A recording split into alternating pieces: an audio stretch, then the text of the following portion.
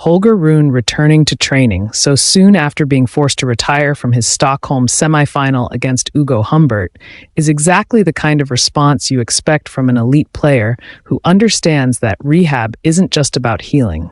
It's about staying sharp, staying strong, and staying ready. When a player is dealing with a lower body injury, especially one impacting a single leg, the smartest approach is not to shut everything down, but to train intelligently around the injury. And that's exactly what Rune is doing in the gym right now. By focusing on the healthy leg while keeping the injured one protected, Rune is applying a classic rehab principle known as cross-education. It means that strengthening the non-injured limb helps maintain neural activation and muscle memory in the injured one. The brain doesn't switch off just because one leg isn't being used. The neural pathways stay alive, the coordination patterns stay familiar, and the overall balance of his lower body system doesn't collapse. That's why you'll see him loading the fit leg with step-downs, controlled unilateral presses, or stability work. These movements keep his power chain active without stressing the injured side. This is crucial for a player like Rune, who depends so much on explosive first-step speed, heavy rotational loading, and aggressive baseline movement. If he were to let the entire lower body system detrain during recovery, he'd lose the sharpness that defines his game. So while the injured leg gets time to recover, the strong one becomes the engine that keeps the whole machine from slowing down. Injury does not mean inactivity. It means shifting the emphasis, adapting the workload, and keeping the engine sharp without aggravating the damaged area. Rune understands this perfectly. Even as his leg heals, he's putting serious attention into the parts of his game that can still advance. His core, his rotational power, his arm strength, and the upper body mechanics that shape every single ball he hits. This is not a downtime period for him. It's a recalibration phase. And he's using it to elevate everything above the waist. When a tennis player can't load the legs the way they normally would, the body naturally tries to compensate by relying more on the upper chain. But compensation isn't the goal here. The goal is refinement. Rune is using his rehab window to tighten the kinetic links that start in the core and travel up through the shoulder complex.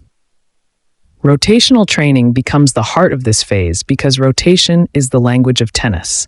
Every forehand, every backhand, every serve begins with a coiling action through the torso and a release that has to be both fast and stable. By priming his rotation now, he's keeping the patterns fresh so that when his legs return, the transfer of energy will feel seamless. This rotational work hits the deep muscles that tennis players depend on, but rarely isolate fully during the normal season. Rune is tapping into the obliques, both internal and external, which act like the body's torque system. They allow him to create those heavy, whippy shots that come from the hip-trunk connection. Even without heavy lower body involvement, he can still train his ability to separate the upper torso from the pelvis, a movement crucial for generating racket head speed and disguising direction. These drills also reinforce spinal stability, preventing the common over-rotation injuries players get when their legs aren't able to absorb force normally. His core training goes beyond simple strength. Rune is working on dynamic stability, the ability to keep the midsection braced while the arms move explosively. Medicine ball throws, rotational band work, and controlled trunk twists keep the nervous system firing. They train timing, and timing is what gives Rune his ability to take the ball early or redirect pace off both wings. Even if his legs aren't fully engaged right now, the brain of his stroke, the timing between core and shoulder, stays alive and sharp. Then there's the arm work. Tennis doesn't reward pure arm strength. It rewards coordinated arm strength.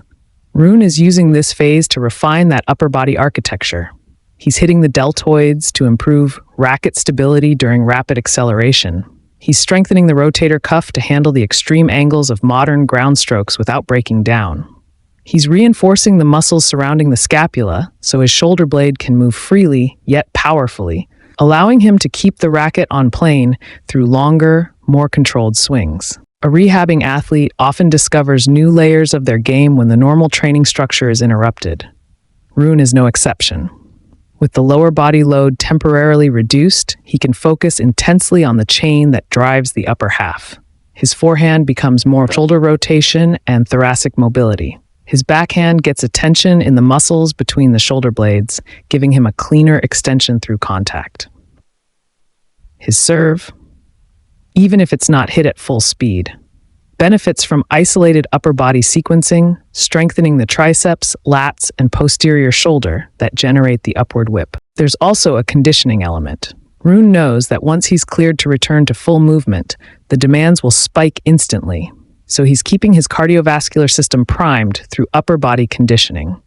Battle ropes, arm ergometers, core circuits, and tempo-controlled upper chain drills. This ensures that even while protecting the injured leg, his overall fitness level doesn't dip. Tennis is too brutal a sport to allow your conditioning to fall behind. If you're not ready the moment your body is, you lose weeks more catching up. Rune isn't letting that happen. What makes this upper body phase so valuable is that it strengthens the parts of his game that set up his explosive baseline power. Rune has always been a player who relies on taking the ball early, redirecting pace, and playing aggressively off both wings. Much of that identity comes from upper body speed, the ability to rotate quickly, stabilize quickly, and unload quickly. Strengthening that system now means that when his legs return, he'll be able to reclaim his aggressive style even faster. This period also builds confidence.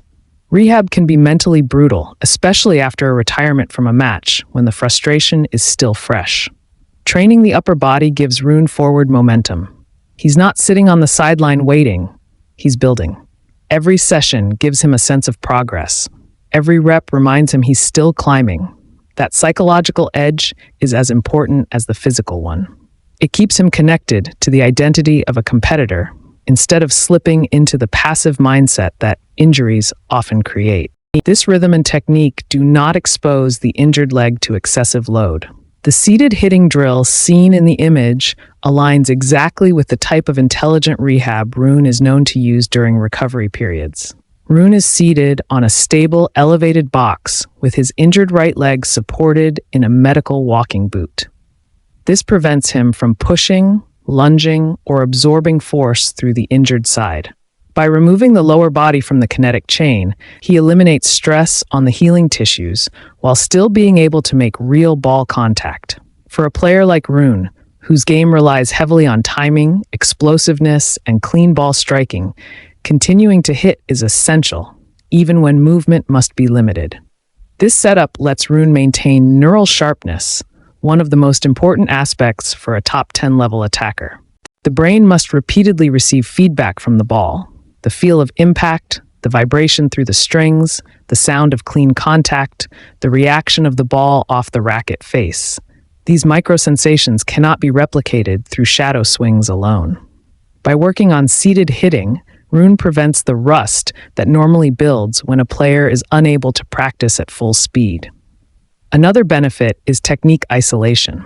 Without relying on footwork or weight transfer, Rune focuses entirely on upper body mechanics, shoulder rotation, racket path, acceleration, and follow-through. This type of isolation is valuable not only for rehab but for overall technical refinement. Many top players use seated or kneeling hitting to exaggerate upper body control. And Rune, who is meticulous about technique, can use this window to sharpen specifics that often get overshadowed during full court training. The drill also helps Rune maintain racket speed conditioning. Even moderate intensity feeding keeps the arm loose, powerful, and accustomed to accelerating through the ball. This prevents stiffness or drop-off in swing pace once he returns to standing rallies. Because Rune's aggressive baseline style depends on high racket acceleration, protecting this quality during injury recovery is crucial.